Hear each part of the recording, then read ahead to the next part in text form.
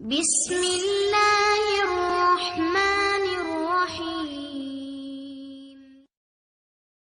عن ابی مالک رضی اللہ تعالی عنہ قال قال رسول اللہ صلی اللہ تعالی علیہ وسلم الطہور شطر الایمان الحدیث رواہ مسلم۔ نبی کریم صلی اللہ علیہ وسلم نے ارشاد فرمایا پاکیزگی نصف ایمان ہے۔ دوستو، یہ بڑی اصولی حدیث ہے کہ نبی کریم صلی اللہ علیہ وسلم نے پاکیزگی کو نصف ایمان قرار دیا ہے۔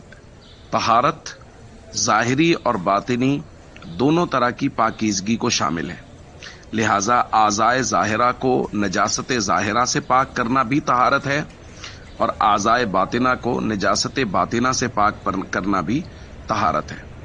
اب ظاہر ہے اعضائے ظاہرہ میں ہمارے ہاتھ ہیں، چہرہ ہے، پورا جسم ہے، بدن ہے جو ظاہری طور پہ ہے، تو اس کو پاک کرنا وضو کی شکل میں، غسل کی شکل میں، اگر کوئی نجاست ظاہری طور پہ لگ گئی ہے اس کو زائل کرنا، یہ بھی طہارت ہے۔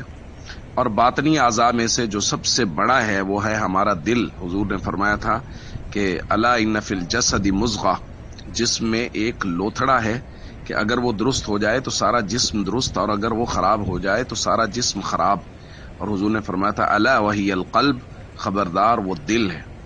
تو یہ اعضائے باطنہ میں سے دل، اس کے لیے ضروری ہے کہ یہ نجاست باطنہ سے، وہ نجاست باطنہ کی کئی قسمیں ہیں، وہ حسد ہے، وہ کینہ ہے، وہ تکبر ہے، وہ بغض ہے، اور سب سے بڑی نجاست وہ کفر اور شرک ہے۔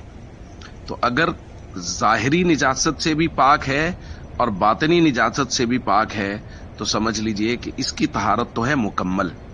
اور اگر ظاہری طہارت تو ظاہر حاصل ہے، ظاہری طور پہ اچھے صاف ستھرے کپڑے پہنے ہوئے ہیں، لیکن دل ناپاک ہے، دل میں حسد ہے، تکبر ہے، بغض ہے، کینہ ہے، عناد ہے، تو اس کا مطلب ہے دل پاک نہیں ہے۔